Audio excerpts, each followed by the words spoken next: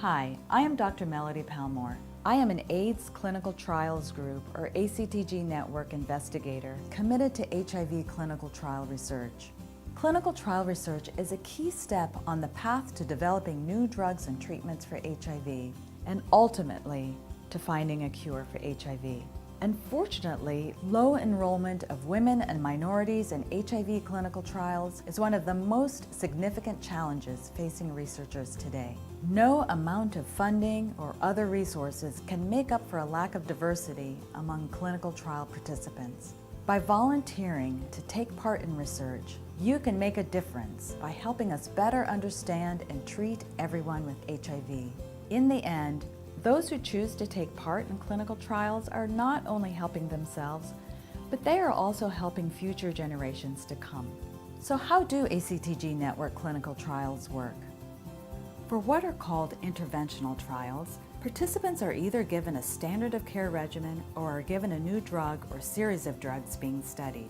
Interventional trials are conducted in 3 phases, where phase 1 consists of testing a new promising drug in a small number of people living with HIV.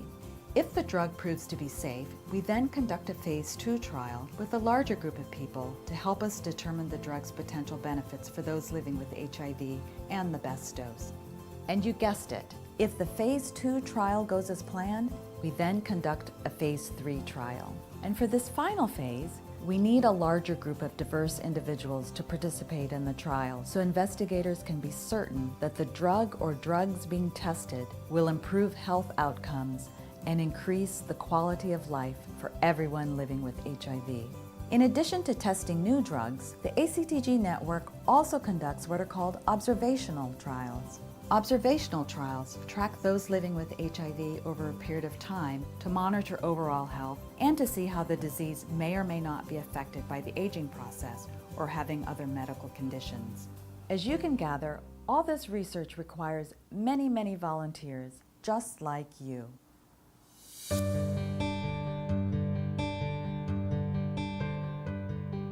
We need women and minorities to participate in clinical trials so that we can gather a true understanding of how HIV responds in different populations and how different HIV regimens work both in the United States and around the world.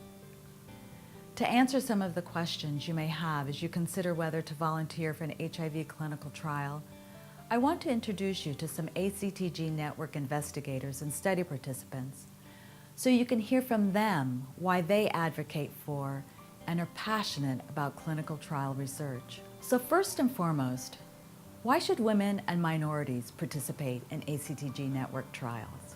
As a matter of health equity, it is extremely important for those individuals who are grossly impacted by the epidemic to be represented not only in study populations, but also to be able to reap the benefits of some of the study findings, i.e. access to drugs, i.e. access to care, and all of the other benefits afforded to study participants. Too often across the history of the AIDS therapeutic revolution, we've had too few women enrolled in clinical trials. And therefore, when the treatments are eventually approved and come into clinical practice, we don't have as much information as we might need. Worldwide, actually, women account for more than 50% of those infected with HIV. But over the years, what we found is that very few women were included in some of the most important clinical trials. It's actually quite important that we actually include more people of color in clinical trials, especially since African Americans disproportionately represent most of the people infected with HIV here in the United States. It is critical that minorities at this juncture, as we are on the cusp of breaking science, to be involved, to have a seat at the table so that their voice is heard, so that the most cutting edge and culturally appropriate science is conducted. In the past, some women and minorities have expressed concerns about participating in clinical trials. This is normal, and the ACTG network is working to address these concerns. You might be asking yourself, what are some of the reasons women and minorities have not participated in clinical trials as much as their counterparts? A lack of education, fear, and competing priorities. The ACTG is working to address those things in a few ways. For education, Local community advisory boards do outreach in their community and other educational things that differ from site to site. To help people be less afraid of clinical trials, the network is doing outreach to kind of demystify the process. There are many benefits to participating in clinical trial research beyond just the fact that you're helping investigators like me better understand HIV. Clinical trials offer a unique opportunity to place you at the forefront of new medical interventions, along with the comfort of knowing your health is being monitored consistently. So what are some of the valuable benefits of participating in clinical trials? You can often receive cutting-edge therapies that are not available at your doctor's office.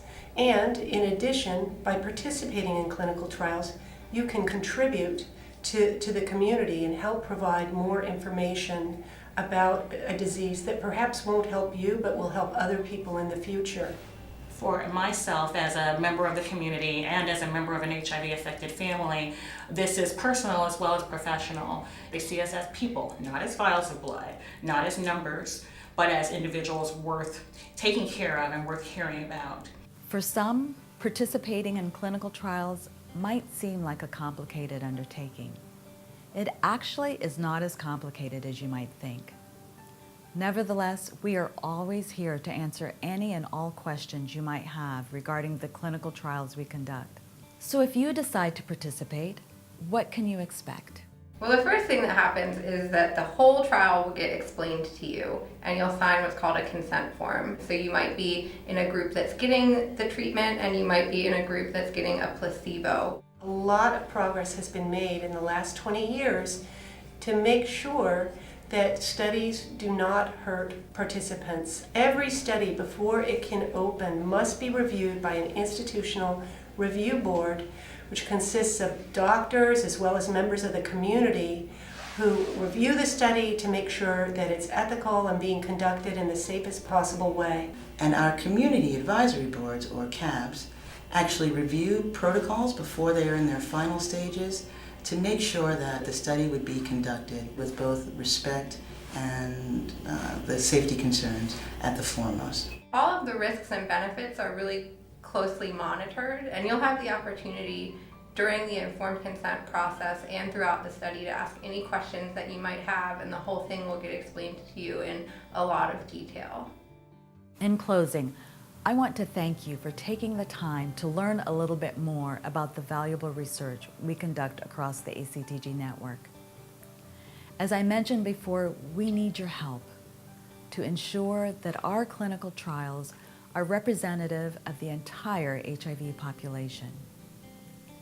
If you decide to volunteer to participate in an ACTG network clinical trial, please know just how much we appreciate your willingness to help us further reduce the burden of HIV and take us one step closer to finally ending this disease. For more information, please visit www.actgnetwork.org. And thank you.